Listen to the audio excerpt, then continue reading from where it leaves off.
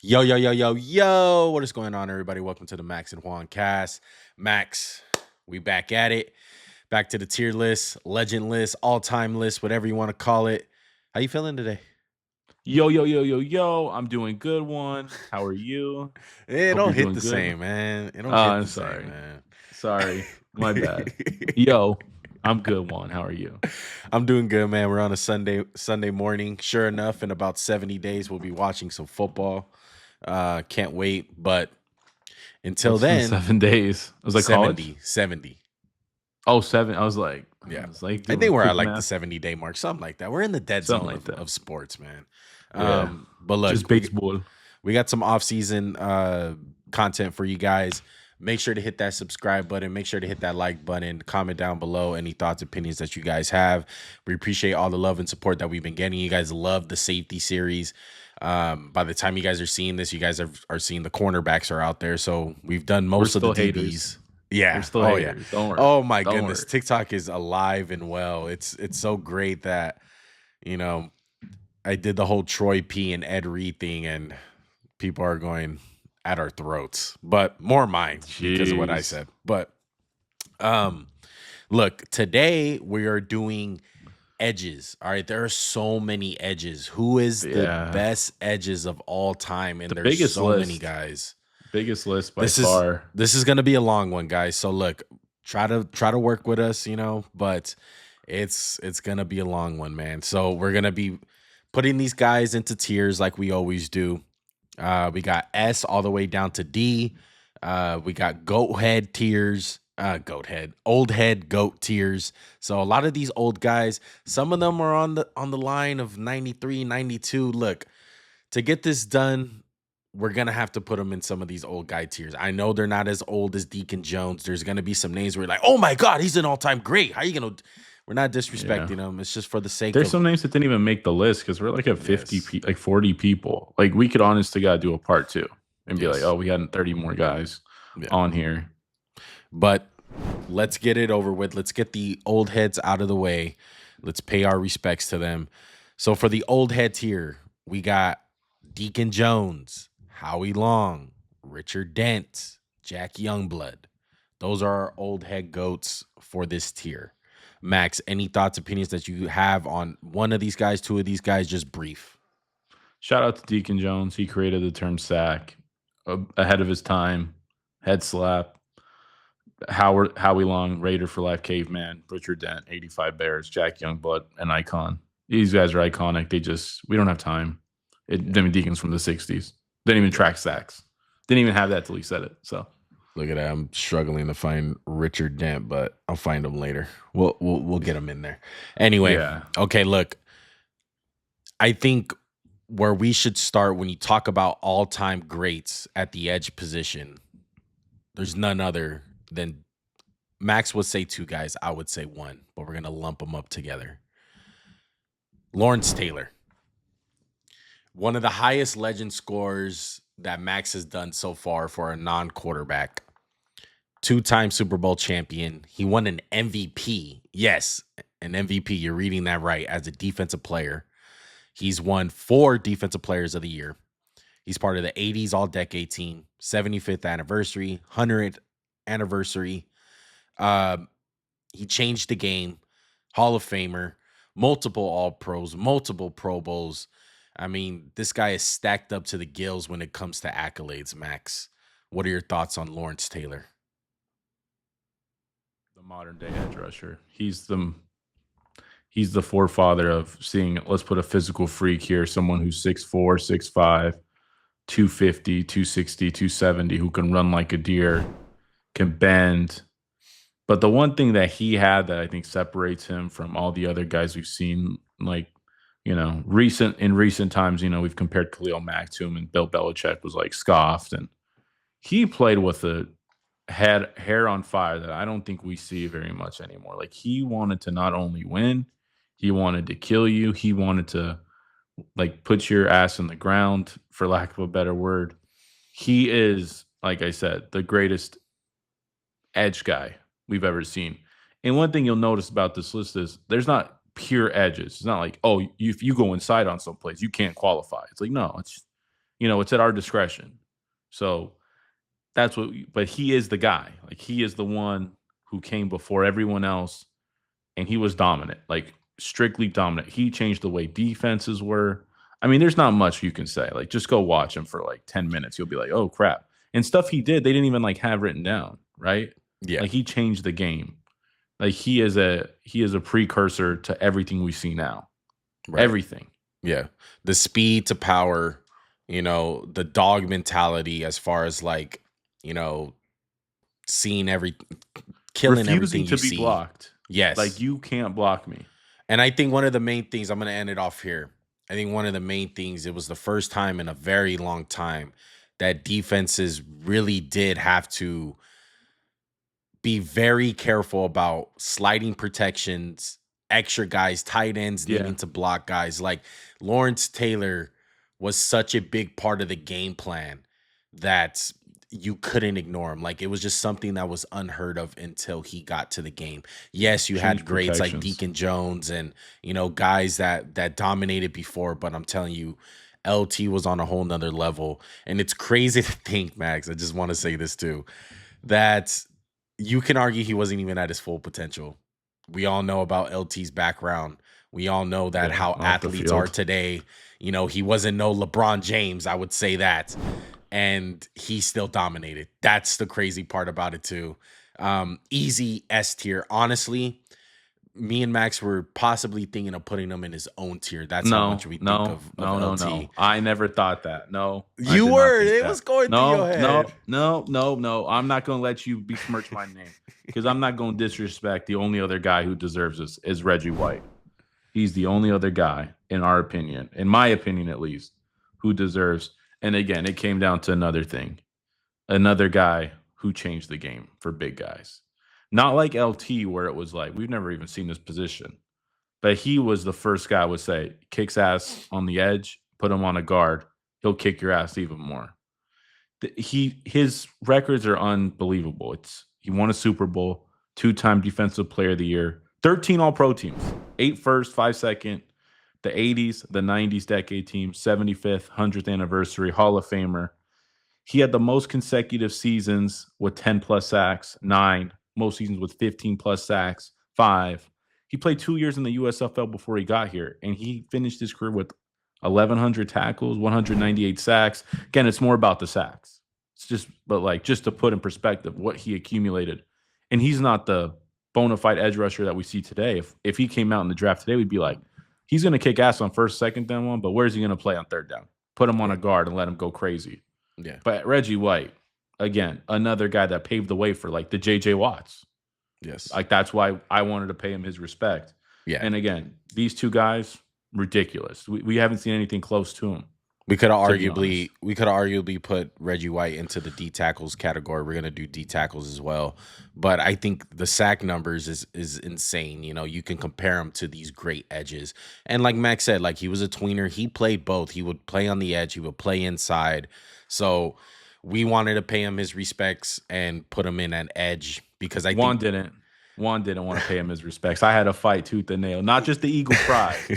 Change free agency, another little like he did. It, Yeah, and unfortunately, like, R.I.P. Reggie White, gone way too soon. Oh yeah. So look, the menace of defense, the impact that these two guys had was ridiculous, man. And they're two of the greatest of all time, man. S tier, no doubt. There's no question. If anyone is fighting this, honestly, you need to go rewatch LT and Reggie White. It's grainy film, but you need to watch it because it's ridiculous.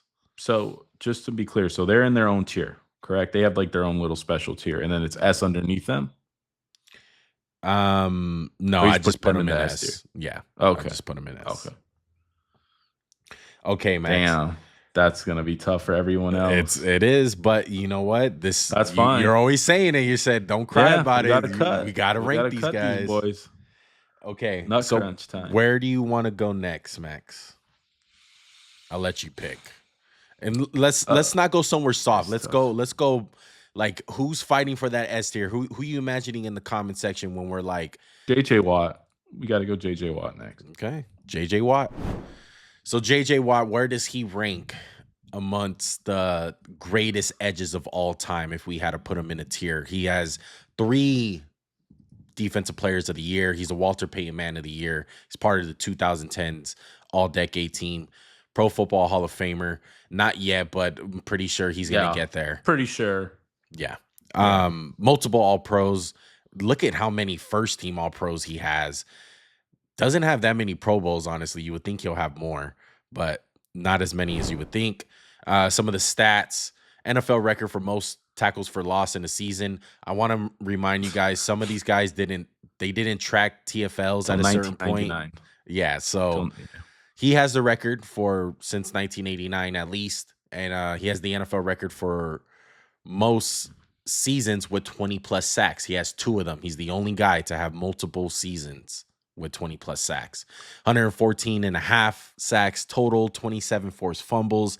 I mean, this guy is well qualified, Max. What do you got to say about JJ? We have to remember, I think after 2015, he went through a lot of injuries, a lot of seasons where we're like, damn, he just can't stay healthy. Maybe if he stayed healthy, he would be up in there. In terms of talent, he's right up there with those guys. I mean, he might be, for my money, one of the best defensive players I've seen in my lifetime, right, on the D-line. Like, you can't tell me since 2000 he's not on the team. Like, if you're going from 2000s to now, he's probably the best defensive player. It's just tough for me to put him in the tier of Reggie White, and LT. It was such a sustained excellence, Like, in terms of talent, he's up there with them. And for my money, he's kind of banging on the door. I just don't think it's fair for the other two. Like, those guys are like, every year of their career, they were like special. Yeah. And JJ Watt towards the end, he was just a good player. He wasn't special. And I mean, the injuries did a lot. But I will say one of the greatest seasons of all time. I think it was the 20. Yeah, when he was scoring all those touchdowns, he was playing tight end, got a pick 6, batting balls down like left and right. I mean, this is an easy A. Easy. Yeah, easy A. I love that you brought up the batting the footballs. JJ Swat, when he first came out, that's what he was known for, and then throughout his career, he kept that. But swatting the ball was due because of him. It was one of those things where, like, nobody really did it before that, and they didn't. I wouldn't say nobody did it, but I would say nobody did it to the level that he did. It was looked at in the draft after that, like, hey, like, batting the ball down is just as important as sacks. It seems like, that's a big thing to have in your arsenal. So JJ, easy A, one of the greatest of all time. I would say he's not in the S tier because of the longevity. I don't think he sustained it for a long period of time, like Max said. So I would agree with that statement. I think these other guys just did it a little bit more consistent for a little bit longer and were just a slightly more dominated. Though, was up there with those guys. The 3-year stretch was ridiculous. It was unbelievable. Yes. All right. So let's put JJ into the A tier. So I want to stay in this era because a name that I think of when I think of possibly S tier, I think it's Von Miller. Von Miller is still playing. He's a 2-time Super Bowl champion. He has a Super Bowl MVP, Defensive Rookie of the Year. I find it crazy that he's never won Defensive Player of the Year. 2010s All-Decade Team, future Hall of Famer, 3-time First-Team All-Pro, 4-time Second-Team All-Pro. He has a shit ton of Pro Bowls. Some of the stats that he has: 129 and a half sacks, 27 forced fumbles, NFL record for sacks in the Super Bowl. He had 4.5. So on the biggest stage that he can be on, he dominated. That's both Super Bowls. But yeah, he was, I mean, Super Bowl 50 was the Von Miller show. Right. He was the best player on a Super Bowl team, which is, in my opinion, an important factor. Again, I would say one build off what you said. It's really interesting when we like compile the names. You're like, damn, this fool never won a defensive player. Like Juluis Peppers, we'll talk about later, never won one. Von Miller, it's like, how didn't they? But I feel like he ushered in the next thing of the edge rushers. Like, it was like LT, and now it's like Peppers, and then it was Von, and it was like, have you ever seen a first step like Von Miller's? Has anyone ever seen one since? I mean, I would say this. I've seen a first step like Von. I think LT has a better first step, if not the same. I would say the bending ability. Yeah, I've because as never soon as seen he came anyone. in, it was all about the bend. It was like, Yes. we want the Von Miller, we want the bend, we want the bend. Like, and now we talk about it. When you go watch our videos, we're like, can this guy bend? Right. And That's there's Vaughn. nobody in NFL history who did it better than Vaughn. Yeah. Vaughn is the bend king. Yes. Vaughn was tremendous, bro. Look, I'm a Raider fan. I witnessed Vaughn many times. I've seen him live. There's nothing like him. You know, the bendability, the first step. And honestly, he gets a lot of shit for his run. He's not Reggie White, but I think throughout the years It got better. Yeah, it got better. Yeah. And I would say this, man. I know we're gonna be ranking these guys at the end, like, you know, like as far as like where we're gonna like exactly put them in the tier. I'm leaning over JJ Watt for this reason. I'm leaning over him because Vaughn was part of an all-time defense. Same thing with Lawrence Taylor. Same thing with Reggie White. He was on that Packer team. You know, I know JJ had the Houston Texans. It was hard. I get it. No, but come on. No, I can't. I can't give him over JJ. That's ridiculous. I'm personally going That's over ridiculous. JJ. That's You're just me. I ridiculous. think he's Absolutely better. not. I think he was better. I think Vaughn was a better player. How could he be better? How? It's not the miles. It's not crazy, but I will give Vaughn the edge. That's just me.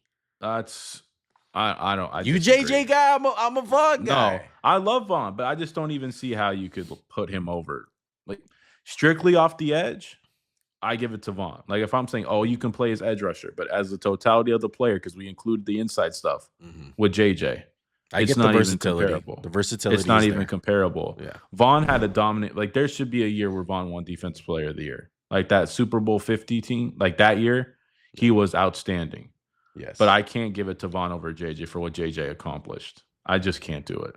Like Vaughn, his impact goes deeper than his accolades. I agree. Like, he changed the edge rusher stuff, but not over JJ. There's no way.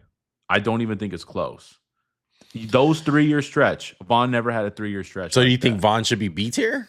Or I think Vaughn's an A, but I just don't think he's over JJ. I think that's insane. Insane. I mean, if you think it's insane, I feel like it's sounding like tiers, but I get you. I mean, it's more the versatility thing. You have them in the same tiers. Just you think JJ is better. I just want to say, if you talked to one like 6 years ago, he would say it wasn't even close between Khalil Mack and Vaughn. I'm just gonna say it. That's my heart speaking. Well, I'm glad you brought up Khalil Mack because I think it's worthy enough to bring him up because I think all three of these guys were really, lumped in together. Mack won a Defensive Player of the Year. On the worst defense in the league. On the worst defense of the league. 2010's All-Decade Team. He has 5 first-team All-Pros, 1 second-team All-Pro. He has 8 Pro Bowls. Very much, accolade up. He played for the Raiders, Chicago, and the Chargers currently. So he's still playing. 107.5 sacks, 32 forced fumbles. Look, I'm going to take the lead on this one. I've obviously am a big fan of Khalil Mack, right? He was my favorite player on the Raiders when he was playing there. He's probably one of the best players I've seen since Charles Woodson put on a Raider jersey. One thing that I remember about Mack is the speed to power. I don't think I've ever seen somebody just forklift offensive tackles in my time watching football live. I remember seeing it, like a play that I remember, like Eric Fisher literally being forklifted through his chest by Khalil Mack. That's the kind of power. Tristan Wirfs. Yeah. Like, there's just so many plays that Mack just physically dominated guys. And it's crazy. Coming out of Buffalo, small school guy, goes number 4 in the draft, and he dominates from the get-go. Like, he didn't get a bunch of sacks his rookie year, but he was so good against the run. Not good. He was great against the run that he made up for it. And he's played for multiple teams. He's been on some pretty good teams, like those Bears teams. I know they had the doink. Shout out to Max's Eagles, but that Bears team. You got to talk about the trade. The trade was like kind of ground shifting in the NFL. I hate to say it. Yeah, You know, I gave him the Raider picture out of respect to one because he did win his Defensive Player of the Year as a Raider. But he gets traded, guys. And I don't think there's a game that made a fan base more upset. He gets traded week 1 Sunday Night Football. He gets like a strip sack, a pick six, like he goes nuts for the Bears. yeah. Like, and every game's like nationally televised, and it was just like, look at Juan. He just looks miserable. Me even talking about it, but like you can ask Juan. It was like he once said, and I quote, "Oh my god, dude! It's like every week we got to show this fool just going fucking crazy every week." Remember, every game was like national game with the Bears, Yes. and he went crazy. Every advertisement was Khalil Mack and the Bears.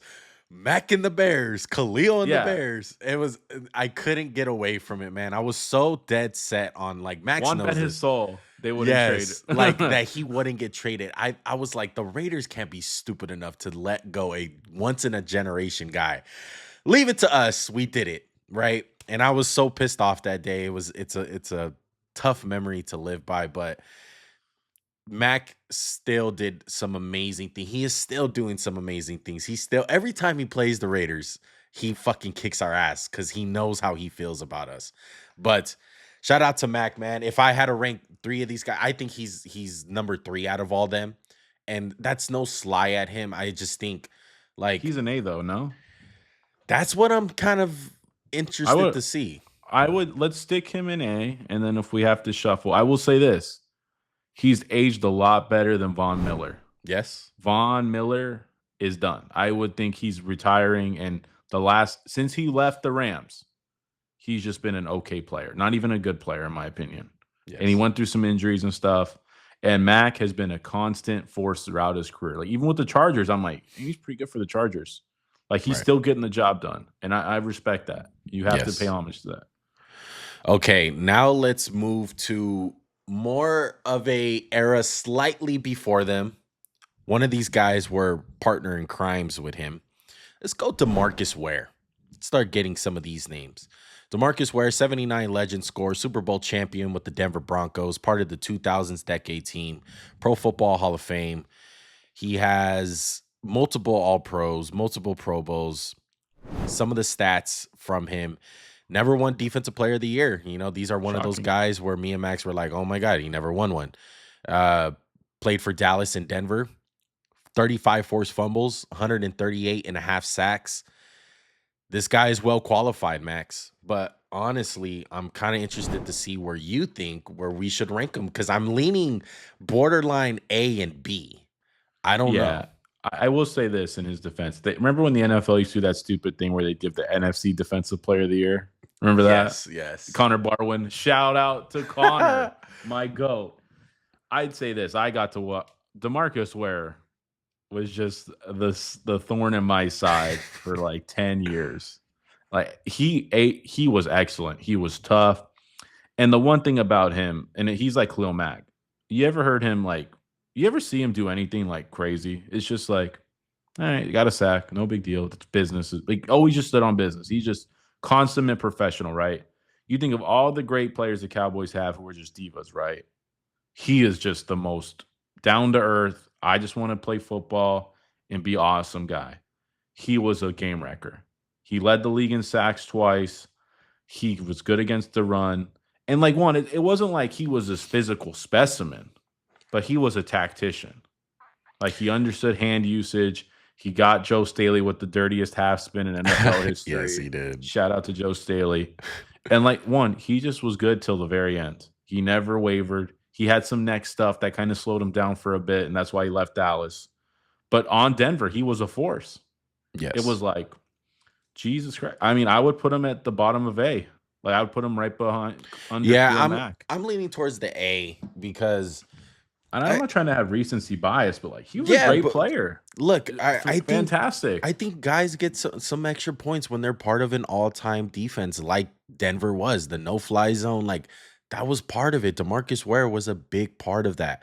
And he kind of unleashed Vaughn in a sense. Like you couldn't just ignore Demarcus Ware because Von Miller was on the other side.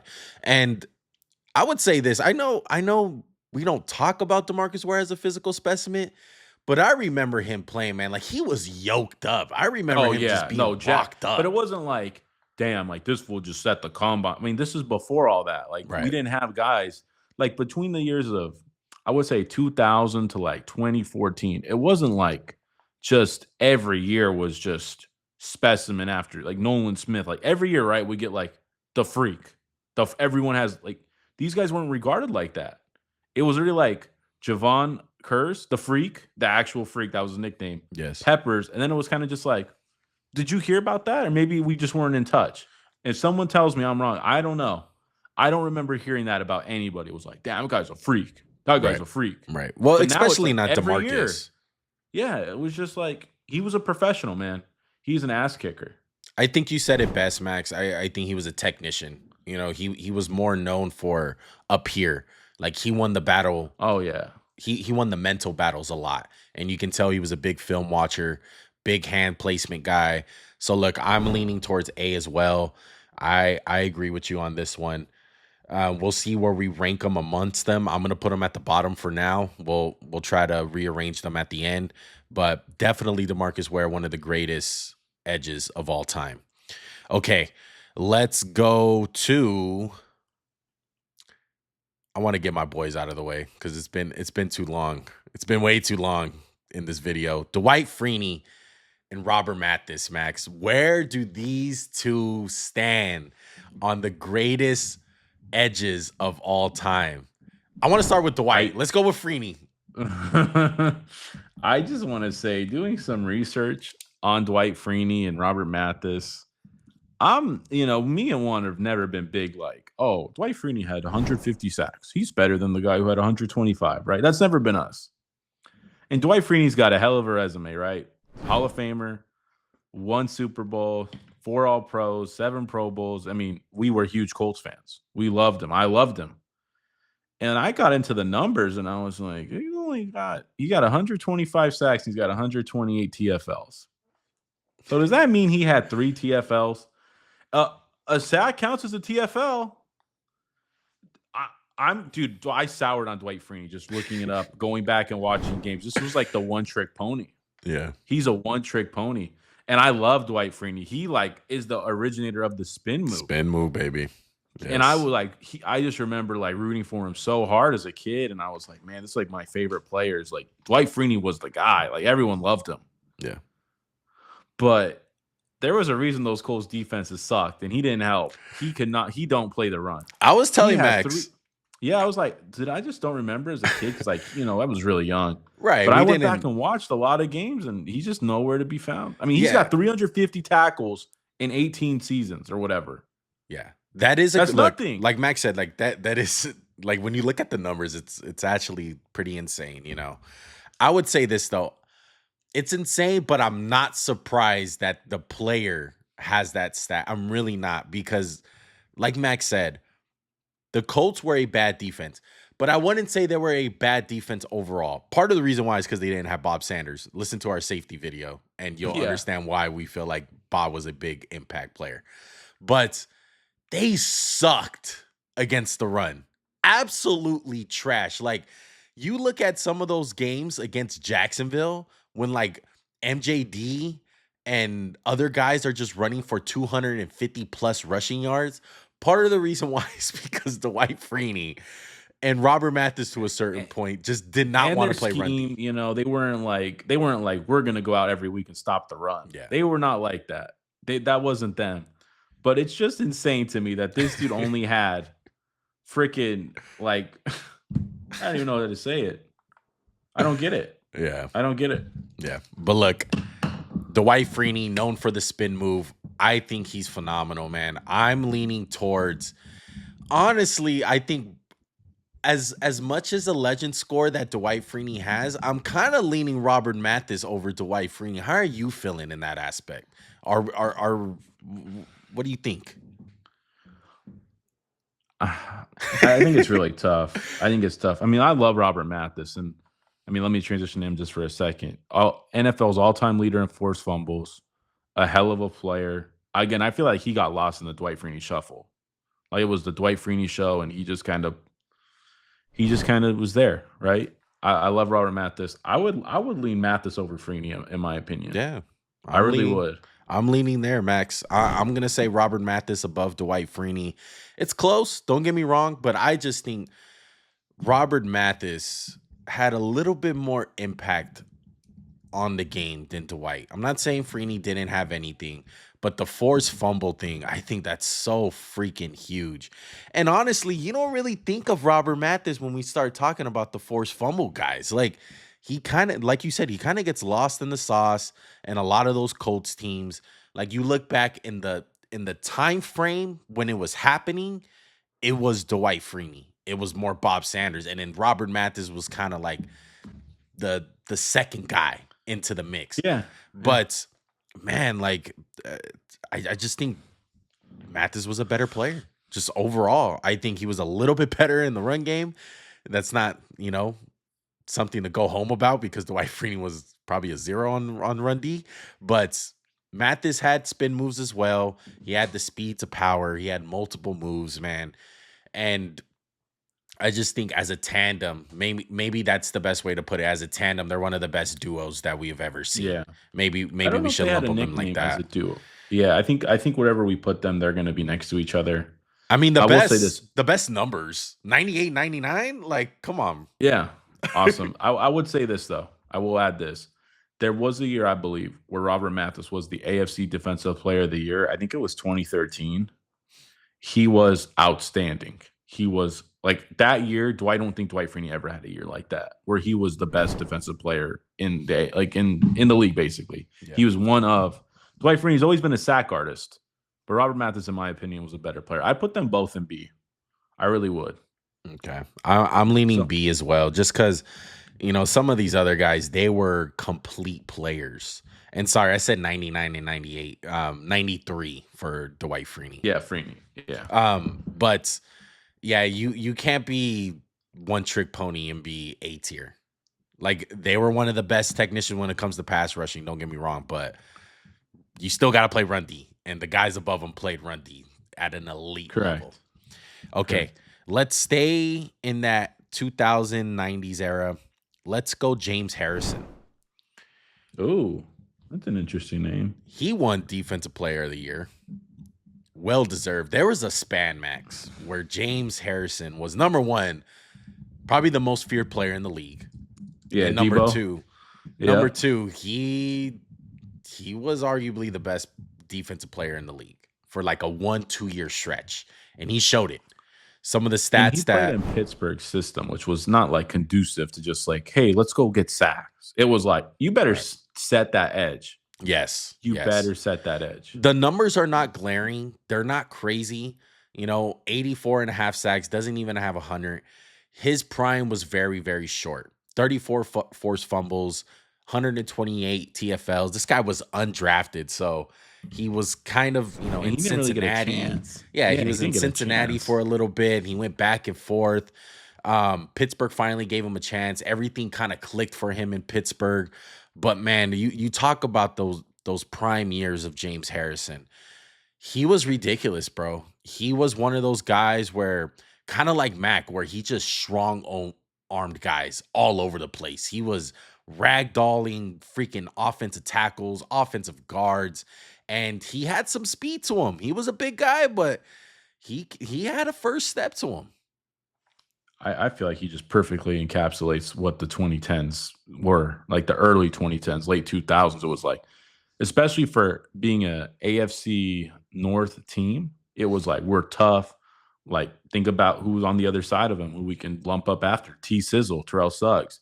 Both dudes were like big-ass edge rushers who were just strong, who set the tone against the run. Like, if you like, do you remember anyone running the ball on either of those two teams in the late 2000s? No. Never. It was always like, this is how we play. You're going to have to throw the ball on us. And that's why New England always had success, because they could throw the ball. But like I said, there was a 2-year stretch from like 2008 to 2010 where James Harrison was not to be trifled with. And I give him his props. I don't think the numbers indicate, like you said, that's why I brought him up and I interrupted you, was just because the numbers aren't going to be like, damn, you got, like, he was a better player to me than Deight Freeney. Like, I don't know if he's an A, but I would put him above Deight Freeney. I really would. Really? I would. So I you're would. leaning Maybe B that's tier. how I would put him in B. I would. I don't look. I don't think we could put him in B tier because of this. It's the longevity thing. He didn't have more than 3 years of consistency. I would say there was really a 3-year stretch where he was really good. Don't get me wrong. His prime Well, I was would say at least 4. I mean, he got 4 all pros. Like again, yeah. I feel like this video too, like we're gonna use a lot more of the longevity thing because it's you have to split so many hairs with these Yes. guys because there's so many good ones. Yeah. I would just say, like you talked about being a complete player. I feel like he's in the same tier as Freeney. Like Freeney was good for like 10 years though. Like he had like his one trick pony, but Harrison, I don't know. It's tough. I'm man. leaning If you wanna C put him- tier, Max. I'm All right. honestly leaning C. But let's talk about T Sizzle because I want to lump these two guys together. Oh my god. AFC You North better guys. not Oh no, We're no, a little no. biased. We love him. Yeah, He love Suggs. T Sizzle is one of my.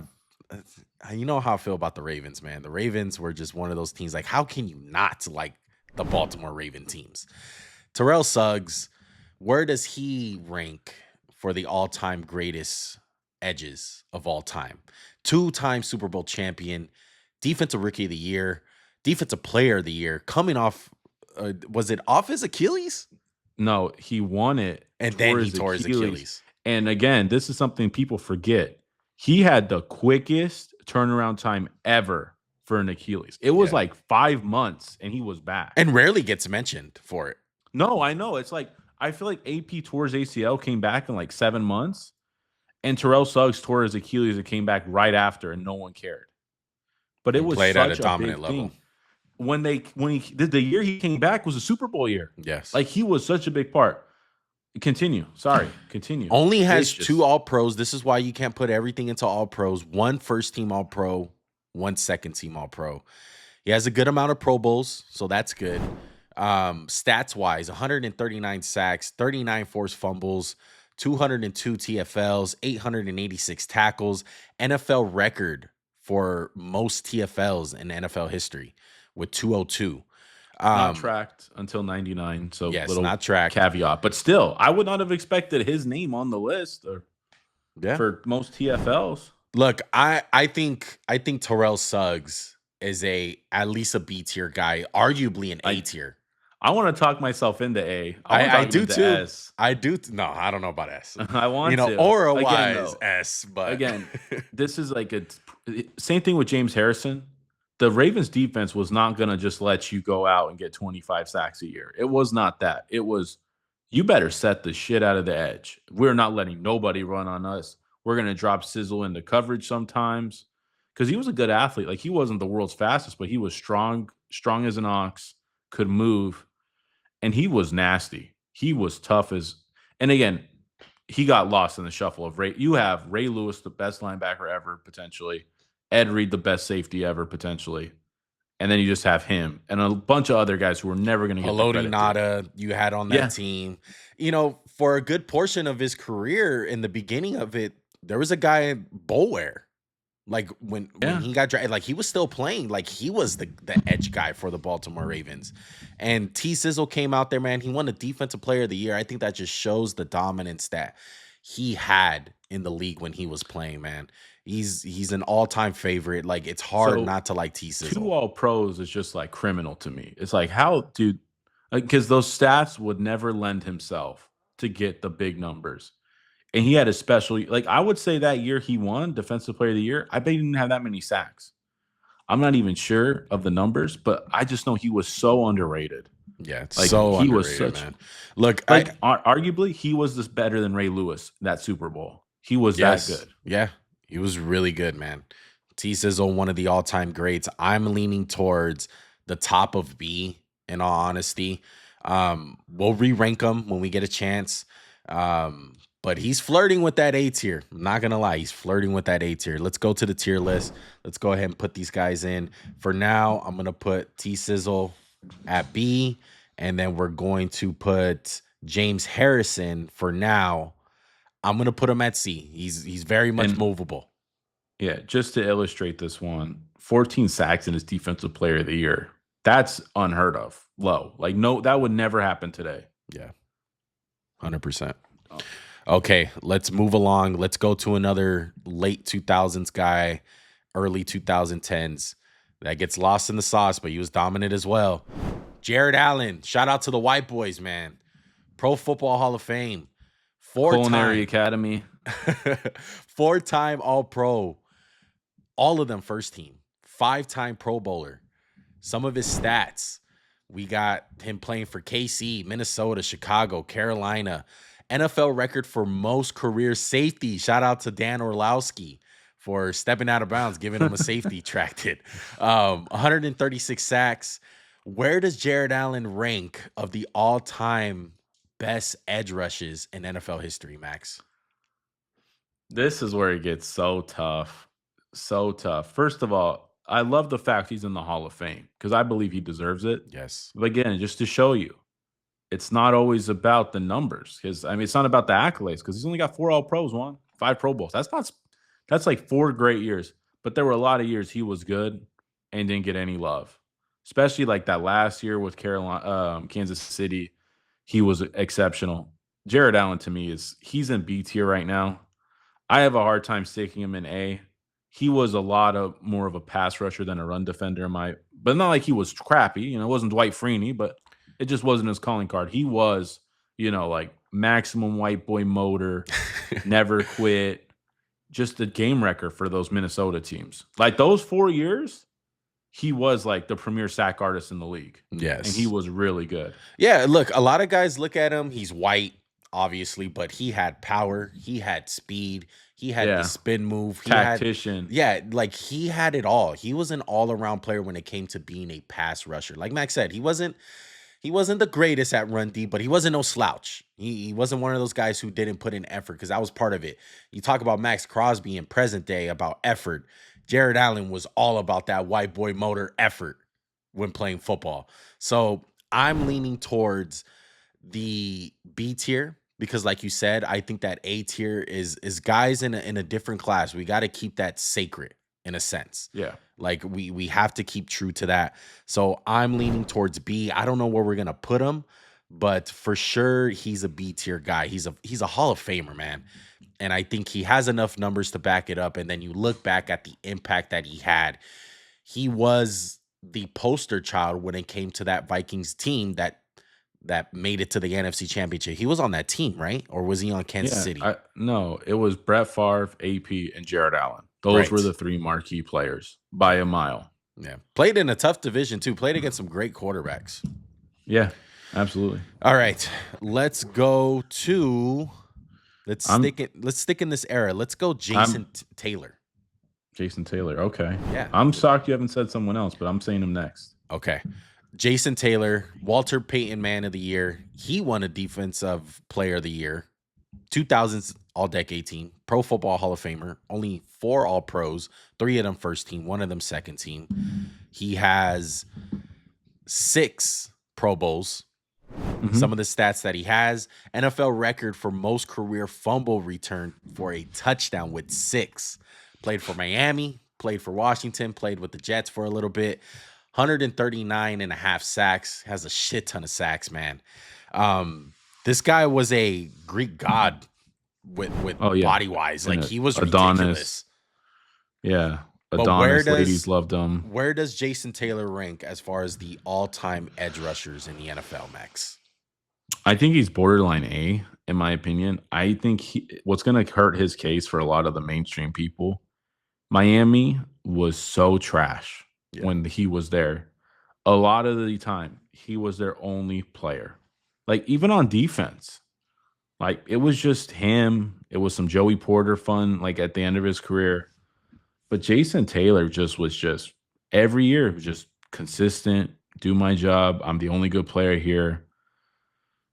I think the only year they made the playoffs or almost sniffed the playoffs was the Wildcat year, right? Yeah. But other than that, it was just being a dominant player, and no one was really there to see it, and no one cared because he's just putting up great numbers, being the only good player on a bad team. I think the best teams that he was with was at the tail end of his career with the Jets. With the Jets, yeah, absolutely. I would agree. Yeah. But Jason Taylor, man, one of those guys where he was a playmaker. Like, those 6 touchdowns for recovering a fumble. Like those, that's being a playmaker. That's having a nose for the end zone. That's having a nose for the ball, man. And like I said, he was a Greek god. Body was sculpted like freaking crazy. It made look like it was like 99% muscle. Yeah. I mean, just to further the point one, after 99, they were 9-7. Or sorry, 2000, they were 11-5. 2001, they were 11-5. I'm sorry. And then it's just a bunch of 9-7, 10-6, 4-12, 9-7, 4-12, 6-10. It was just a lot of teams that didn't do nothing. Yeah. He was never on a great team until the Jets. Where are we leaning? B or C? I think B. If not A, then B. I think it's disrespectful to put him in this because he was a hell of a player. A lot of years too as a good. He was good for the Jets. Longevity. He has a shit ton of sacks, man. He has a lot of sacks. That can't be ignored. Okay, let's go to your boy. Who you thinking? Juluis Peppers, one of the rare freaks of nature in the NFL. Like, even amongst the freaks, guys, he's a freak. Like, in terms of talent, he's S tier. I'm curious to see where a guy who didn't win a Defensive Player of the Year. He was Rookie of the Year, 6 All-Pros, 3 of each, 9 Pro Bowls, 2000s decade team, 2010s. Some of the stats are just outrageous. 719 tackles, 159.5 sacks, 52 forced fumbles, 175 TFLs. One, I didn't include this, or I think I did it below. 82 pass deflected, 11 interceptions, 6 touchdowns. But where do you start with Juluis Peppers? Like, I want to know what you think, because we both love this guy. When I look back at Juluis Peppers, it was, he's one of the only guys that were 6'6". He was like a damn 6'7". He like was a basketball. He was a basketball Yeah. player at North Carolina. He played in the March Madness tournament. Look, Juluis Peppers was a dog. He had the first step. It was just crazy to think that someone that big and tall was that nimble like Juluis Peppers. Yeah. And he was a playmaker, man. He would get interceptions. He would get pass defense. When he came to come hit the quarterback, he freaking hit you. He hit you like Terrell Suggs. He hit you like James Harrison. He was a freak when it came to playing the game of football, man. And unfortunately, he was really only on that Bears team that made it to the NFC Championship. Like, that was probably like his best year as far. Carolina when they went Carolina to the Super Bowl. You're right. He was the driving force on defense. Yeah. But yeah, it's kind of funny because it was that, and then it was Carolina being garbage till he got traded to Chicago. And that was gigantic. That was humongous news. Yeah. His first year in Chicago, he was outstanding. They went to the NFC Championship game, or second year, I think. They went to the NFC Championship game where Jay Cutler, quote unquote, was hurt. And then he just kind of goes to Green Bay because he thinks Green Bay is going to be good. They're mid. They can't get to the big game. Then he goes back to Carolina, but it was like he was good till the last season. Yes. He was never like, oh, he's just there because he's like Udonis Haslam, right? No, it was like, damn, Juluis Peppers still going to get you like 8 sacks a year. Yeah. That was Juluis Peppers. No, look, when you rank Juluis Peppers among the greatest edges of all time, I put him in that A tier. I think he's just as good as Demarcus Ware. I have very high praise for Juluis Peppers. He's a one of a kind, I would say. Like, a lot of guys, when they come out of the draft and they're tall like that, everyone goes to Juluis. Oh, like Juluis Peppers, he could be the next Juluis. There's only one Juluis Peppers, man. He's just one of those freaks and guys that only come once in a generation type dude. If he was like on a Baltimore, he would have won a Defensive Player of the Year. I think a lot of the years he didn't put up the crazy sack numbers, but it was just disruption. It was like great run defender, awesome pass rusher, drop him into coverage, do a bunch of crap with him because he was so talented. Yes. Okay, speaking of freaks, let's go to Javon Kerse, the freak. Defensive Rookie of the Year, only 1 All-Pro, 3-time Pro Bowler. And as a rookie, he made this All-Pro. As a rookie, exactly. Played for Tennessee. Shout out to Max's Eagles. Also played for Philly. Only 74 sacks, 26 forced fumbles, 80 TFLs. Max, what do you think of Javon Kerse, aka the Freak? Javon Kerse again he was a hell of a player. This is where you're gonna get like the talent outweighed the player, and a lot of injuries, a lot of always banged up, nagging stuff. But again, there's a reason why he was the freak, and he kind of inspired that next. Like I said, it was him, and the next guy was like Peppers, and then Vaughn, and it was like people were like, we want these guys to like be freaks. Like it was kind of like, damn, everyone wants Javon Kerse. Everyone wants a Javon Kerse. Yeah. And unfortunately, he just couldn't like put it all together or stay healthy enough where he could put it all together. But he had a good career. He was a good player. He was too much of a freak, man. His body couldn't handle it. Couldn't handle all that nimbleness. I think this is the first guy I will say will be D. I'm leaning D. He's got to be. Yeah. A special player in his time, like as a rookie to make all first team All Pro is very hard. Yeah. Okay, let's kind of round up this era right here. Let's talk about a guy who kind of gets under the radar a little bit. John Abraham, one of the greatest edges of all time. Where do we rank him, Max?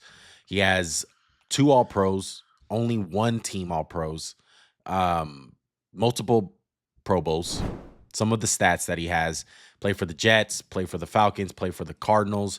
And I would say he was good in all those stops, honestly. I was genuinely shocked to see the numbers. I was like, wow. I'm not shocked. I'm not shocked at all. I remember John Abraham, like, I wasn't involved with like the All Pros and looking at stats like that, but growing up, I remember John Abraham being one of the guys in that. For what era. team?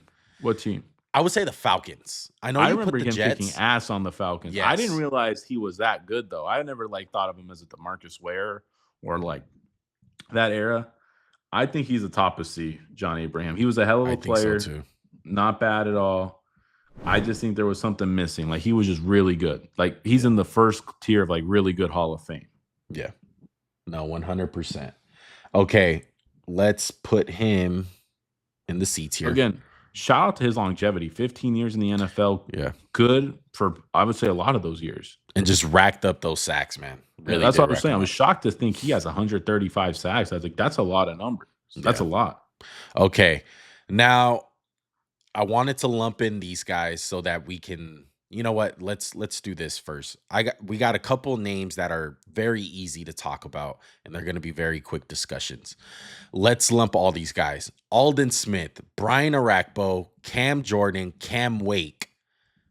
Where are you thinking for these guys? Let's start off with Aldon Smith. Aldon Smith is a guy who his legend score is trash. Okay, obviously he didn't play all that long in his prime. There's a reason why he's on this list, though. Yes. You had to be there. Yes, he was suspended through 2017 all the way to 2019 before shortly having a little stint with the Raiders. Played all right, but nothing crazy, nothing like he was with the San Francisco 49ers his first years in the NFL, Max. I think based off of what we've seen, I think it's just worthy enough that he's on the list, but he's a D tier guy for me. The reason why he's on this, and this will wrap it up, his first 2 years, the hype was this guy was going to rewrite the sack records.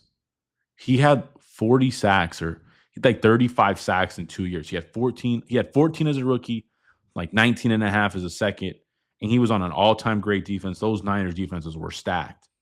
And the sky was the limit, but you saw it firsthand. The off the field was so bad.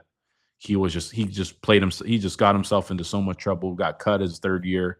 Like this was a guy you would have said after his 2nd year was going to break the NFL record for like highest paid edge rusher. Yeah, he was on a Hall of Fame trajectory when it came to sacks. He was phenomenal, man. We've never really seen anyone get off to a start like that in their NFL career. The numbers show it. I think he has the most sacks in his first like 2 or 3 years, whatever it was, in NFL history. So Aldon Smith was one of those guys. It's just unfortunate what happened. I think we're just doing him a service by even mentioning him in the same breath as some of these guys that we're talking about. Correct. Same thing goes for multiple of these guys. Brian Orakpo never made an All-Pro team. He's a 4-time Pro Bowler. Some of the stats that he has: played for Washington and Tennessee, only 66 sacks, 12 forced fumbles. But when you look back at the NFL, watching it at that time, Brian Orakpo was one of those guys. And he's definitely at the bottom tier. He's in the D tier, probably the last guy ranked, honestly. But Brian Orakpo was just one of those dudes. What do you remember about Orakpo? Well, I got to see him in Washington a lot, and he was just a game wrecker. Like, he was honestly, he wasn't ever like the elite of the elite, but he was like that next tier down where it's like, damn, Brian Orakpo is really good. Yeah. Like, he could have had a year where he was an all pro. He was that good. And he just didn't get there. Hell of a player, had a good career. But like you said, there's some guys who kind of just round out the list, and he deserved to mention. That's pretty much what he is. Yeah, same thing. I would say this guy's probably at the top. Looking at his accolades, me and Max looking back, it was just like, oh man, like we got to put Cam Jordan on this list. Cameron Jordan, drafted in the first round, pick 24.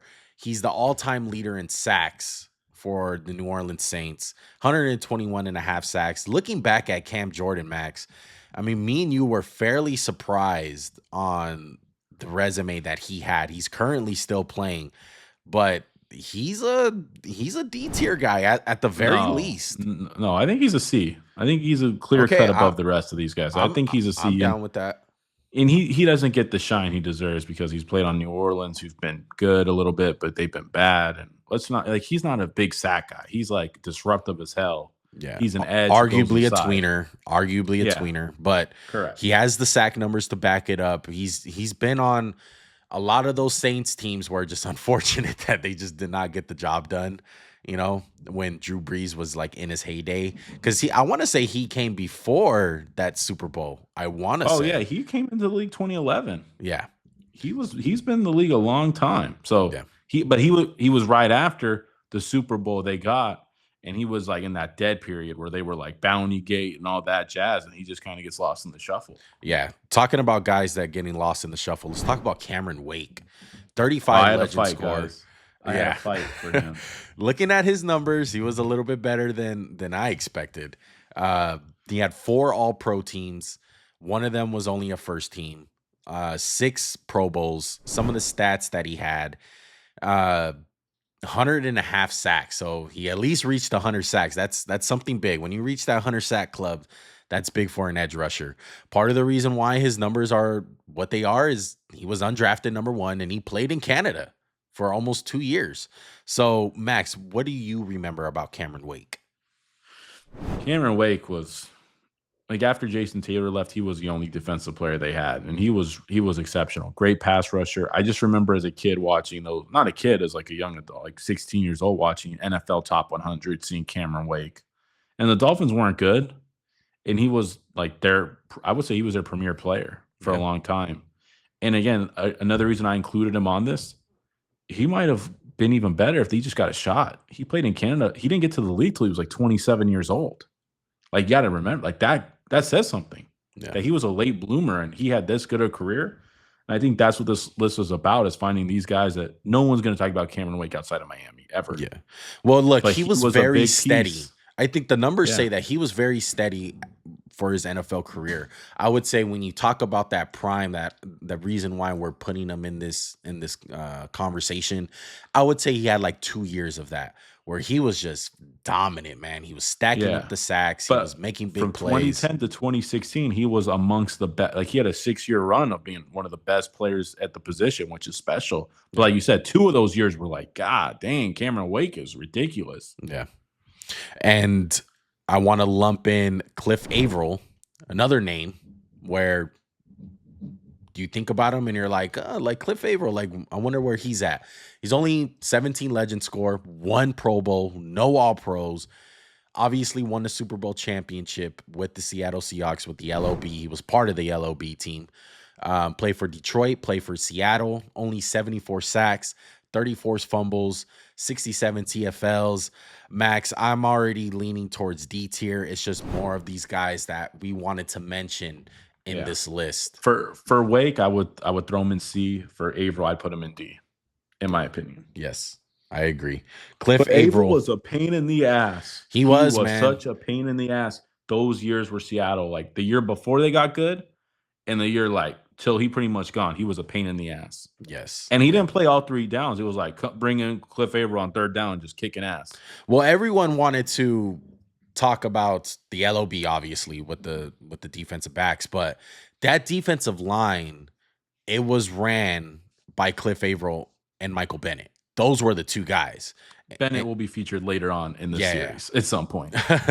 But Cliff Avril, man, just one of those dudes that you got to be there to remember him, man. We just wanted to pay some respect to him. Okay, let's cap off these guys with Chandler Jones, Max. I wanted to keep him for last because you know how I feel about Chandler Jones. But look, man, looking at him, he has a pretty good resume, man. He's had a pretty damn good career. Why do you hate him? What did he do? I mean, he stole money from the Raiders. That's one thing. 2010s All-Decade team, Super Bowl champion with the New England Patriots, 2-time All-Pro, 2 of them first-team All-Pro, 4 Pro Bowls, some of the stats that he has, 112 sacks for his career, 34 forced fumbles, 121 TFLs. Look, I'm going to say this, man. When he was with New England, and then he had a little stretch with Arizona where he was pretty damn good, this guy was elite. He was elite. He would get sacks. He would make plays.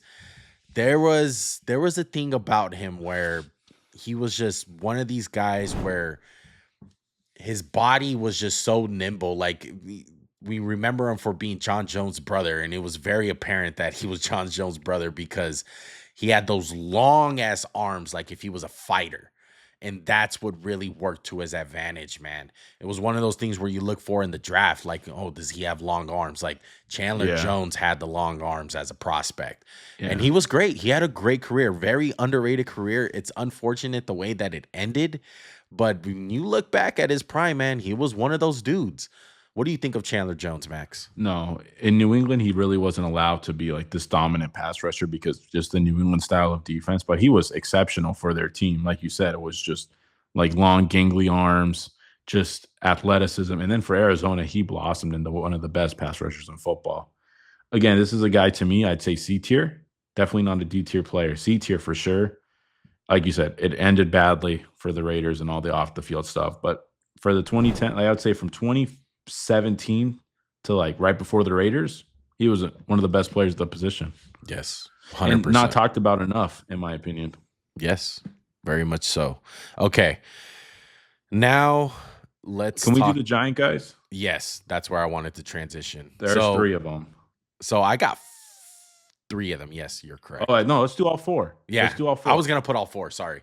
Yeah, let's do all 4. I want to start off with the best one for last because then we'll because we got a lot of 90s guys on here. So I want to transition to the 90s with him. But let's start with these New York Giant pass rushers. I want to start off with Justin Tuck because I think he's the forefather of like how this whole thing started after these 2 guys. 2-time Super Bowl champion, 2-time All-Pro, 1 first team, 1 second team, 2-time Pro Bowler. Spent his career mostly with the Giants, had a little year with the Raiders. Didn't do much, though. You look at the numbers, Max, it's nothing flashy. It's really not. When I think of Justin Tuck, though, I think of the constant pro. He's one of those guys where he was a damn good leader, had one of the best pregame speeches I've ever heard, or I would say pre-drive speeches I've ever heard from a player. But just one of those dudes where you look back at those Giants teams and Justin Tuck was a force to be freaking handled with, bro. Like he was just same way Michael Bennett was, same way. And we could have put him in the defensive tackle list because it was, like you said, the forefather of stick him on a guard on 3rd down. There's a reason the Patriots didn't go undefeated. He is one of those reasons. And then in the second Super Bowl, he forced a safety, I believe, to start off the game. Another huge upset. Justin Tuck, like you said, the stats will never tell the story. This guy, to me, he's a C-tier player. The numbers won't tell you how good he was, how much of a problem he was. And like you said, this Giants team was stacked. Nobody except for, Strahan got the accolades before, but when they had all 4 guys, JPP, Tuck, OC, Strahan, or some combination of 3, it's like they all took the shine away from each other because they were that good. Yes. So let's talk about put him in C. Let's talk about OC. So OC, 2-time Super Bowl champion, 2-time All-Pro, 2-time Pro Bowler. The stats are not going to say much for him either. I mean, he had 85 sacks. That's more than I expected. But he has the NFL record for most forced fumbles in a season with 10. Played for the Giants, played for the Falcons. Max, what I remember about OC is just like he was so big of an impact where he was part of the NASCAR package. Like he was a big reason why they can run that NASCAR package with JPP, Justin Tuck, and OC. That All first Super Bowl, he was just a game wrecker. Like that whole yes. year. I think that was the year he had like 4 sacks on Jay Cutler. Yeah. Like the Bears and them, like they had 10 sacks in the game. It was unbelievable. Like I said, it's hard to evaluate these guys because it was just so many good players. Like OC, Tuck, and Strahan all overlapped. And then when Strahan retired, it was JPP was there, who's the next guy we'll talk about. Yeah. So JPP as well. I would stick all these guys in C. Like they're all lumped together, except not Strahan. These 3 guys are all lumped in C. Yeah. They were all exceptional players. They didn't have a lot of shine. Because look, it's funny, don't you think? Tuck and him both have 2 All-Pro teams. It was like, man, the year Tuck was good, OC kind of took the backseat. The year OC was good, the other 2 took the backseat. Yeah. These guys all kind of overlapped. The one Strahan was just a different tier than them. The one thing about all 3 of these guys, I'm already jumping ahead to like where we rank them in the tier. I would say JPP's at the top of the list, and it's crazy to say because if you would to ask me in the height of it, like who's the best out of all 3 of these guys, I would probably say Justin Tuck. But looking back at it, like I think JPP gets a lot of big points for that run that he had with Tampa Bay.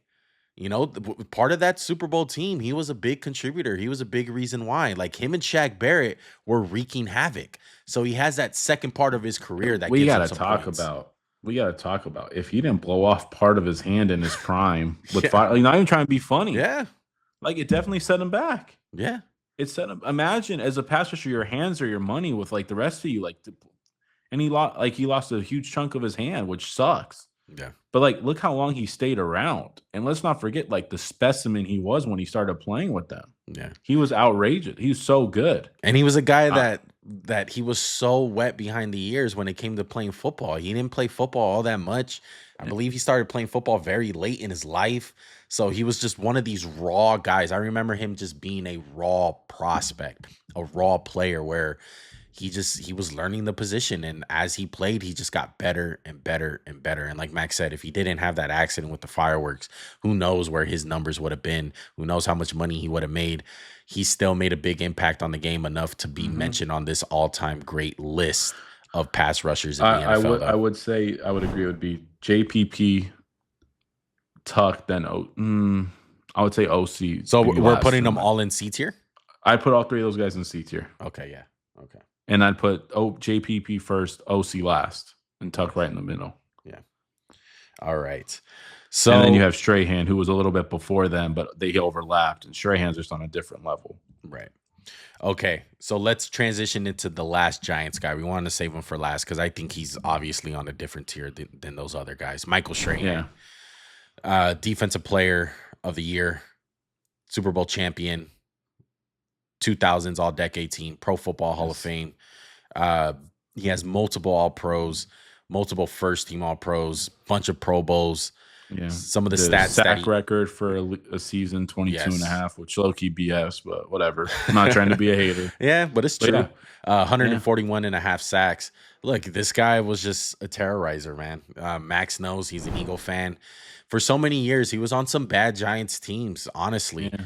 And it was unfortunate that the Giants had that run at the end of his career, but he made the most out of it, man. He was a leader. They had a couple decent years where they went to the Super Bowl, but Baltimore just destroyed them, and he was a big part of that team. So, to me, he's an A-tier guy, bottom of A. Yes. I always thought he was a little bit overrated, in my opinion. Maybe that's just the Eagles fan, but he's put together some awesome years. There's no denying it. There is no denying it. And he was good till the end. Yeah, he was good, and he was good to the end. Yeah, I think he's A tier. He had the spin move. He had the speed to power. He was a complete player. He was great against the run. He was rocked up. Like, he was a dog. He was a captain. You know, I think back at that. I was getting mixed up with him and Tuck because Tuck had it in the second Super Bowl. But Strahan, before going on the field to stop the New England Patriots to win that game in the Super Bowl, he said, like, 21-17 or whatever the final score is, 17-14, that's going to be the final score of this game, believe. Like, that's the kind of player he was. He was determined. He was a leader. He was a phenomenal player, man. I think Michael Strahan's one of the greatest of all time, man. And then he's a great TV personality. He's not too bad on Yeah. TV. Known for the Oh, gap he's tooth. awesome. So Yeah, he's awesome. yeah, I have very high praise for Michael Strahan, man. One of the greatest of all time. Okay. We got a bunch of 90s guys. We're an hour and 10 minutes in. Just work with us, guys. All right. We're gonna have timestamps for you guys as well. Let's go into some of these 90s dudes. Let's go Charles Hailey, Max. It took a while to get to him. He has a shit ton of Super Bowls. I think he has probably the most Super Bowls besides like Tom Brady. 5. 5 Super Bowls. Yeah, Pro Football Hall of Fame. Only 2 All-Pros, both of them first team. He has 5 Pro Bowls. Some of the stats that he has 100.5 sacks, NFL record for most sacks in the Super Bowl. I think you accidentally messed up on that slide, but 26 forced fumbles. NFL record for most sacks in the Super Bowl, 4.5, because you had that for Vaughn as well. Yeah, they have it. They're both tied. Oh, they're both tied too. Okay. Yeah, just want to say Vaughn played in 2 Super Bowls. Gotcha. He played in 5. Yeah. Little bit of an advantage there. Yeah, a little bit. But no, yeah, they're the 2 guys. I mean, like that's over all the Super Bowls, not just one game. But Charles Hailey was a great player, man. He was a good player. I think we kind of remember him a little bit better because he was such a big part of a lot of great teams. Yes. For my money, I would put him at the top of B. I wouldn't say he's an A tier guy. I don't think he deserves to be mentioned. Yeah, he was on, like Max said, he was on some stacked teams, I would say that. Yeah. He was just on dynasties. He played on the 2 teams of the 90s. It was the Niners and the Cowboys. Yeah, he was on 2 dynasties. The Niners were stacked to the gills. The Cowboys were stacked to the gills, man. I'm leaning towards an A tier. I would just say this, man. If I think that this is where, in the beginning of the video, you said you got to be tough. Oh, sorry. I said A tier. Sorry. I said I meant B tier. I'm sorry. Max. Okay. No. Sorry. See, I was ready to get him. I know. He was ready to get on me right there. But Charles Hailey, I would say this. I would love to see his career on those non-dynasty teams. How, like, what kind of player he would have been. How he'd be remembered. Yes. So, that's part of it. But he's just Robert Horry. Yeah. That's all he is. Yeah. All right. Let's get into... Let's go to some of these. We gotta go Bruce Smith. Yes. You can't make him wait any longer. Okay. He's the sack king. I think we can give him a little bit of love. You're right. Let's go to Bruce Smith. Man, his resume is freaking crazy. Let's just make it easy. He's an A. He put together just the most like consistent pass rushing resume we've seen. Never led the league in sacks. Finished with 200 for a career. 11 all pros. I just don't think he was nearly as dominant as LT and Reggie White. Like he was just constant. It was death, taxes, and Bruce Smith for when he played. That's the best way to say it. Yeah. Bruce Smith, one of the all-time greats. It's unfortunate that he never won a Super Bowl. He had 4 tries. Yeah, he had 4 tries, but unfortunately, didn't get that ring. But would you agree with my statement that he's an A? He's just not the other 2.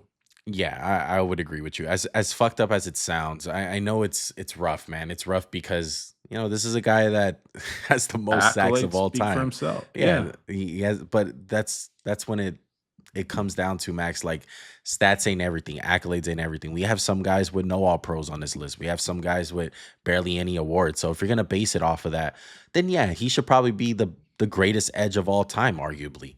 But when we're ranking these guys into tiers, I think he's an A tier guy. Okay, he's one of the best of all time. I would say he's probably, if not one, he's at the up of A. Yeah, he's at the upper. He's gonna be pretty high on the list. But Bruce Smith wasn't no slouch, man. He was all around against the run, against the pass. He had the spin move. He had the speed to power. He had a great first step. He was strong as an ox. Great player, man, in the 90s. And I think it's unfortunate because I hate to say it, but if he was able to get a ring, his career, his accolades or, like legacy would have went up even more, I would say. But it's unfortunate. All right. Yeah. Let's go to let's get some of these 90s guys. Let's go to Simeon Rice. We kind of skipped over him because he's arguably in the 2000s as well. But Simeon Rice, Super Bowl champion, defensive rookie of the year, 2-time All-Pro, 1 first team, 1 second team, 3-time Pro Bowler.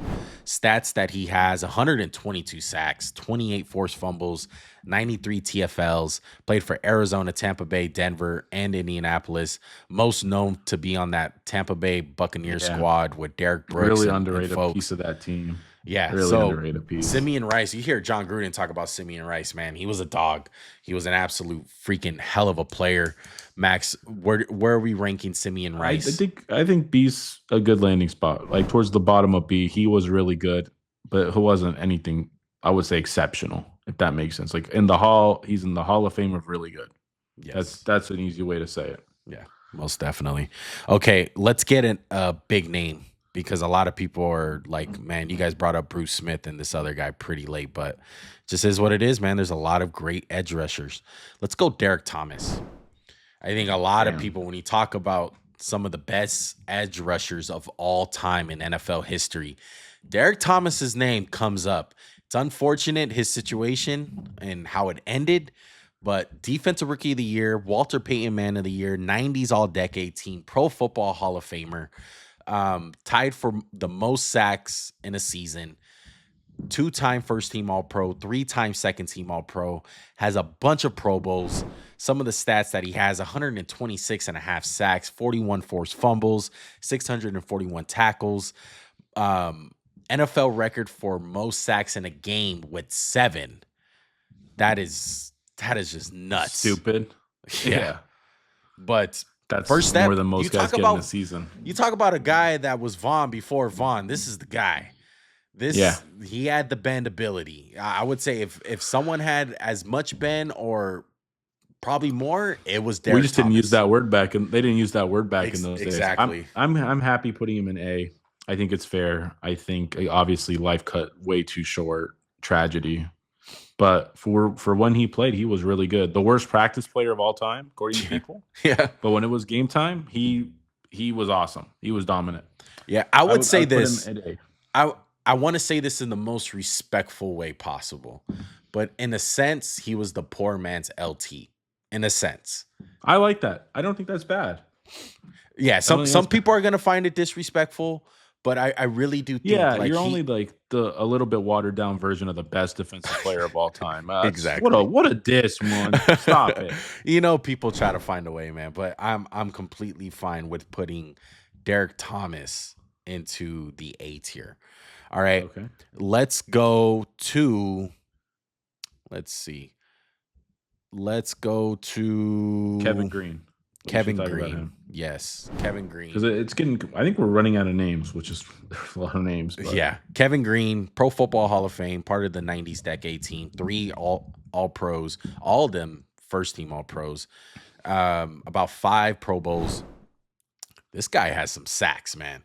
That's what he was known for. If you want edges just to get sacks, Kevin Green was your guy. 160 sacks for his career, 23 forced fumbles, 773 tackles, played for a handful of teams. He played for the Rams, the Steelers, Panthers, and 49ers. I would say besides the 49ers, he was really good for all those teams. He was racking up sacks. I feel like this is an easy, just put him in A. I would put him towards the bottom or middle of B. I mean, of A, excuse me. He's just a good player, man. A pro. Remember him a lot in Pittsburgh, putting up a lot of numbers. He just was never on part of like any great team, you know, and that kind of takes away from his mystique. And he didn't have like the 1 year where you were like, damn, Kevin Green was Defensive Player of the Year. You know what I mean? Like, was he ever truly dominant, like an LT, even like a Khalil Mack or a Von Miller for their time? It was like, nah, not really. Right. But he was really good. Yeah, you got to give points for consistency, and this was one of those guys. When you look back at the numbers speak for themselves. He had somewhat of an impact, so I'm cool with that. I'm gonna put him in the A tier. Like Max, me and Max are sticking to our guns, man. We think Reggie White and Lawrence Taylor are in their own tier. You're gonna have to be a hell of a player to even get mentioned in that S tier, man. So that's why A tier is just stacked with a bunch of guys. Yeah. And maybe we could revisit this one day and we'll put them in like a GOAT tier and then we'll put people in S because we would be really picky about S outside of those two. Yeah. It's really picky. There'd only be a couple names. Yeah. Well, we talked about Derrick Thomas. We got two two other Chiefs guys on here, and I wanted to lump them together. Let's talk about Tamba Hali and Justin Houston. When you talk about this tandem at one point, where do these guys rank as one of the all-time greatest edge rushers in NFL history, Max? Justin Houston was the best player in football, maybe best edge in football one year when he had like the 22 sacks. He was outrageous. But he was really banged up, and I don't feel like he ever touched those highs. It was like one magic year, like the Robert Quinn year. It was like one magical year. And Tamba was just really good for like 5 years. I would put them both in C. You saw them all the time, and I'm sure they were game wreckers. They were one of the premier tandems of the league at that time. And both big, powerful dudes. Like Tamba Hali was gigantic. Yes. He's like a defensive end. Yeah. Had one of the coolest fits, I felt like, with the visor. With the long sleeves. Big ass face mask, helmet, like just monster. It's hard. I kind of want to put him in C tier because, in a sense, as crazy as it sounds, if we're gonna put James Harrison in C, I feel like they should be in C. Below James Harrison. Below. I'd put them both in C. Like they're a tandem, they belong. Because they have the numbers to do it. Maybe not the accolades. They don't have a bunch of all pros and Pro Bowls to stack up. But like Justin Houston has the year where you're like dominance. Like he was ridiculous.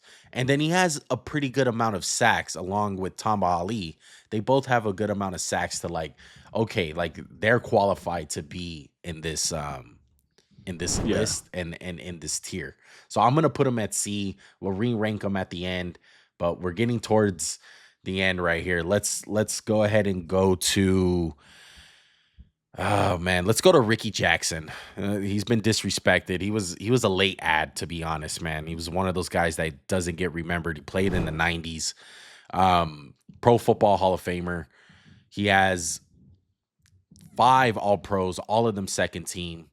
And then he has 7 Pro Bowls. So he's accolade up. He has 128 sacks. So he has the numbers to be had in this conversation. 1,173 tackles, Max. So bunch of tackles. Forced fumbles, 40. Played for New Orleans and San Francisco. Tell me a little something about Ricky Jackson. Where do you rank him amongst I feel the greats? Like you said everything I wanted to. We just, even we kind of forgot about him. And that's kind of how he is in NFL history. Like we put him on the list, late ad, undeniably great player, Hall of Famer. I just think for my money, there's a lot of better guys. A lot more guys I'd take over Ricky Jackson. I'd put him borderline. I'd put him at the bottom of B. Yeah. Like I almost wanted to say C, but he never had a year where he was just even like super elite. He was always really good. Yeah. So you know what? I'll put him in C. I feel like the longevity got him to the Hall of Fame, but this is a guy I almost look at and be like, you shouldn't be in the Hall of Fame. And I don't want to just sound like I hate him. He was an excellent player, but I think he's more of a Hall of Fame, really good rather than a Hall of Fame. Yeah. I'd put him in C. I'd be tough on him. Top of C. Him and James Harrison. Exactly. Okay. Now let's go to Mark Gastineau. I think the next few guys are going to be quick and easy. Mark Gastineau never won a championship, but he has 4 All-Pros, 5 Pro Bowlers. Some of the stats that he has, 107.5 sacks, led the league in consecutive sacks. Part of the New York sack exchange. That's something that they used to be called back in the day with those old Jets teams. Look, Mark Gastineau was known for celebrations, I would say, more than like his actual like talent. His talent kind of gets put under the table, but he was a damn good freaking player, man. He had a 4-year stretch, especially a 3-year stretch. I would put him in B1. Like I know it sounds kind of disrespectful to like Ricky Jackson, but like 3 first-team All-Pros and to lead the league in sacks twice and be dominant, like that's tough to do. Yeah, I'd put him right at the bottom of B. Yeah, I would agree. Okay, now are we missing anyone else before we get to these present guys? I don't think so. I'm gonna double check the list. I want to say, who's this number one? Who is this? Hold on. Who? All right, so we got our list situated. I accidentally put a player in for the tier list, but let's hit Mario Williams. He was a late ad as well, but we got to remember him. before we get to these newer guys, 4-time All-Pro, 4-time Pro Bowler, known for the number 1 overall pick. Houston, Buffalo, and Miami almost hit that 100 mark sack list. Yes. I'm leaning towards bottom of C. Yeah, Yes. I'd put him in C. Yeah. I think that's fair game. Yeah. Okay. Now we got these present guys, and then we'll round out the list, Max. So we got TJ Watt, we got Myles Garrett. Obviously, these guys are in the middle of their prime. Yeah, difference between like Khalil Mack and you got a couple guys like Von Miller we talked about. Yes. These guys are nowhere near done. Yeah. Look, Myles Garrett, he has a Defensive Player of the Year already. He has 1, 2, 3, 4, 5, 6 All-Pros already. 6 Pro Bowls. Some of the stats that he already has 100 sacks. I think that's insane. He's already the all-time leader for sacks in Cleveland Browns franchise history. 116 TFLs. Look, where does Myles Garrett rank at this point in time of the all-time greats for edges? I would absolutely lump him and TJ Watt together because, one, they've been in the league the same amount of time. They both have just been excellent. TJ Watt's had the benefit of playing in an organization that's not a complete dumpster fire like Myles Garrett. I would put both of them in B tier. If you like, I'd put them both at the bottom of B for right now. Yeah. I think they're both going to end up in A when they're done. Yeah. TJ Watt both are ridiculous. Let's show him a little bit. He also has a Defensive Player of the Year. TJ Watt's on a run right now. He's just one of those guys where it just seems like he's probably the most valuable defensive player for a team that we can think of. Like when the Steelers don't have TJ Watt, it's a mess. They get ran all over. They can't rush the passer, so he's a big impactful player for them. He already has multiple All-Pros. 4 of those are already first team. Some of the stats that he has already has hit that 100 sack mark, 108 to be exact, 33 forced fumbles. He has the NFL record for most seasons leading the league in sacks. Sorry, I can't read right now. NFL record for most seasons leading consecutively in sacks. Yeah, he's got 3 years, that's kind of crazy. You'd think there'd be other guys, but yeah. And then he tied the NFL record for most sacks in a season with 22 and a half. And I would say this, I feel like you really can't. Like if you like TJ Watt, like if you want Garrett, he's your cup of tea. If you want Watt, he's your cup of tea. Like to me, they're the same player. Like they're equally as good. It's going to depending like how many more years they each have. Like Myles Garrett's getting up there. Same thing with him. They're both older guys. They're both closer to 30. So yeah, I would say they're at their end of their prime. They're still very much in their prime though. Yeah, like they both could win Defensive Player of the Year next year, in my mind. Like they both have that type of talent still, which is crazy. And you said you wanted to put them in A or B? B, bottom of B, just because they're both still active. Yes. All right. And that rounds out our list, and now we're going to make our adjustments. Yeah. Okay, so right off bat, Max, I feel like we're not going to touch S. I don't think anyone is in the S. I think there's an interesting conversation. It might add some more time to our video. Do you want to create a tier above them? And then we'll get even worse. We'll put like a G tier for GOAT. And we'll put them up one, and then we'll go into S. I think that would make the video a lot more interesting. Okay. And we'll do some quick edits and stuff so it looks all seamless with movie magic. Okay, let's do it. All right, I fixed it. So we got a GOAT tier now. All right, LT, Reggie White are all in GOAT tier. So I'm guessing, Max, you want to move all these guys that are in A tier and put them in the S tier. So no, I don't. I want to move some of them. Okay, I would put Bruce Smith at the top. I would put him into S right now. I put JJ Watt. Who else? I'm thinking Von Miller as well.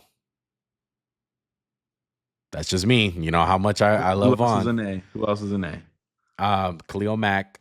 We got Derrick Thomas, Demarcus Ware, Kevin Green, Juluis Peppers, and Michael Strahan.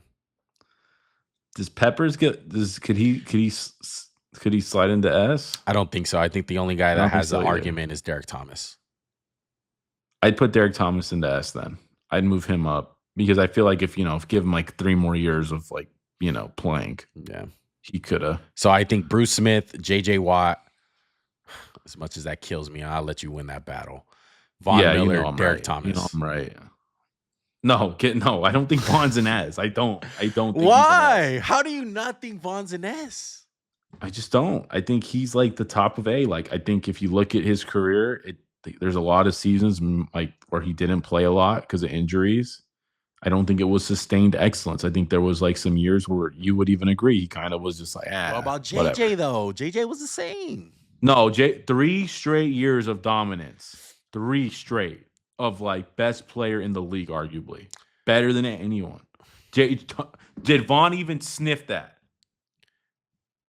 Not consecutively, but multiple years. Yes. Not even. I don't even think Von. If he did one, he'd have a defensive player of the year. Like what year were you? Can't hold that against him. I'm just saying though, like that's part of it though. Like I feel like Super Bowl 50 year Von was really special. I would put him at the top of A. I'd put him at the top of A. You better put him at the top of A because he's damn. Low-key Max better. Stop. No. I think Von is better. No. Right one? I think Von is better. I think Von is better. You? Okay, fine. We'll keep those 3 guys in the S tier. Honestly, can we put Derrick Thomas over JJ? Please? I'm getting that one. No. I'm getting that one. JJ's at the bottom. JJ's at the bottom. I already did it. All right. I let you win the freaking JJ over Von. So I think it's that close, but different tiers, okay? We'll get different tiers. Von at the top of A. We got Mack in here. We got Ware. We got Kevin Green, Juluis Peppers, and Michael Strahan. I'm leaning Kevin Green at the bottom. Yeah. I'm leaning Demarcus Ware right above him. And then I'm thinking Von, Michael Strahan, Juluis Peppers, Khalil Mack. I put Peppers over Strahan. I'm cool with that. I put Peppers above Von just to troll you. Stop. No. I think Von, I think Juluis Peppers and Michael Strahan are pretty interchangeable. But you're cool with Mack, Ware, Kevin Green? Yeah. Okay. Done with S, done with A, done with GOAT tier. Okay, now we got B tier. We got a lot of people in here. We got Sizzle. We got Freeney. We got Mathis. We got John Abraham. We got Jared Allen, Jason Taylor, Simeon Rice, Charles Hailey, Mark Gastineau, Myles Garrett, TJ Watt. Who's at the top of this list? I'm leaning towards either Jared Allen or Terrell Suggs. I put Suggs. I'm cool with that. I put Jared Allen too, though. Okay, that's fine. Now we start getting into, do we put Simeon Rice? Do we put... No, I think Simeon Rice is Jason Taylor. Oh, Jason Taylor. Oh, is he above the Colts guys? Wait, Jason Taylor's in B? Yes, Jason Taylor. I mean, we have to put him in A, the bottom of A. I'm cool with that. I'm cool moving on. Yeah, I think so. Okay. I would love to put Suggs in the bottom of A, but my heart's telling me no. No, I think he's B. My bad. My heart's telling me yes. My brain's telling me no. Okay, so we got T-Sizzle, Jared Allen. Then we got the Colts guys. We still got Abraham in here. Are the Colts guys better than John Abraham, Simeon Abraham's Rice? the bottom, I think. Abraham's the bottom.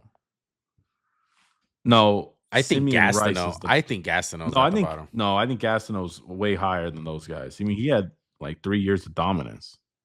I don't think any of the other guys. Is he above Myles Garrett and TJ Watt? I don't think he is, but I think if you wanted to leave those guys at the bottom because they're still playing, I'm cool with it. But I would put them above him. I would actually stick them above him. Okay, yeah, I'm cool with that. Give me a vote for the bottom.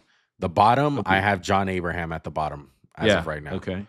And who's next? Then I got Mark Gastineau. I put Rice. I put Rice. Rice. I'm cool with that. I'm cool if you want to put Rice below John. I think those guys are interchangeable. I think that's good. That's fine. Okay. They're kind of the same. Okay, then we got TJ Watt, Myles Garrett, Charles Hailey. I put Watt and Garrett above all those guys you just said. I think so too. So I'm leaning towards Robert Mathis at 3. So this is the final list. Hold on. I put Watt and him above Mathis and Freeney. As of right now, yeah. It's just hard because they're present. People are gonna get mad, but fuck. Let's just project a little bit. I hate to say it. Okay. I'm gonna put. Do we put Watt or Garrett's hard because they're kind of the same? I don't care. Whatever you think will make people more mad. Let's put Garrett because he swung his helmet. Okay. Yeah. All right. Myles Garrett. Okay, so we got T Sizzle, Jared Allen, Myles Garrett, TJ Watt, Robert Mathis, Deight Freeney, Charles Hailey, Mark Gastineau, Simeon Rice, John Abraham. You want to switch Hailey and Freeney or no? No, I don't want to. Cool. No, I don't want to either. I'm good. I just want to make sure. Okay. Now let's go to the C tier. This is a stacked C tier too. First, I want to say the names, and I want to see if you want to put any of these guys into B tier. Ricky Jackson, Cameron Jordan, Cameron Wake, Chandler Jones, JPP, Justin Tuck, OC, Tamba Hali, and Mario Williams. Justin Houston too? I have Justin Houston as well. I had the wrong. I don't think anybody goes in B. No, I don't think there's a name. Because you were talking about James Harrison at one point. No, I don't think so. Okay, so who's at the top? You were right. I'd leave him for right now. I'm Where's Mark Gastineau? Mark Gastineau's in B. You want to drop him to C? No, because you were already talking about he's above some of those other guys. So I think we should stick to our guns. I feel like a lot of these guys don't really have the 100 sack thing. I think it's only like Ricky Jackson. I think Cameron Jordan and Cameron Wake barely have 100. Here's what I'm cool doing. Who are the bottom two of? Who's the bottom two or bottom three? I would B. Of B, it's John Abraham and Ricky Jackson. Or not Ricky, Simeon Rice. Do we want? I honestly kind of want to move Ricky up. No, I'm gonna stick to my guns. Ricky's the top. Ricky and James are the top of C. Okay. Ricky above of James Harrison. Okay. Who's the worst guy in C, you think? I want to say it's, unfortunately, I think it's Tamba Hali. I would say I would actually, I'd put Tamba then Justin right above. Okay. And then I'd put the Giants guys. Yes. In the order of OC at the bottom, Tuck in the middle, and Pierre Paul at the top of those three. Okay. Does Mario Williams go above all those guys or bottom? No, bottom all those guys. Okay. Is he above Justin Houston and Tamba? I would say no. Wouldn't you? So he's at the bottom tier. What would you say? I would say Mario Williams is in the middle of Tamba Hali, with Tamba Hali being the last guy and Justin Houston slightly above Mario Williams. Okay. So then we got OC, then we got Justin Tuck, then we got JPP. Or are we putting Chandler Jones? Oh, I'd put him above all those guys. Okay. Cameron Wake. I think we got to drop him. Yeah, Cameron Wake would drop. Yeah, Cameron Wake. I'm arguably saying at the bottom. You're crazy. You're insane. He's better than Tamba? Yes, easily. Is he better than Mario Williams? Yes, easily. Justin Houston? Yeah, all day. OC? All day. Yeah. Justin Tuck? You better not. Yeah. Okay. All right. What about JPP? I don't think he's better than JPP. That's where I'm like, damn, I really have to. Yeah. So right there after JPP's goal. Okay. Now we got Cam Jordan. Where are we putting him? Is he better than Cam Wake? I'd put him at the top. Before or I'd put him after? Right after James Harrison. Right after James Harrison. I think it's good. Who's better, Chandler Jones or Cam Jordan? That one's tough. That one is tough.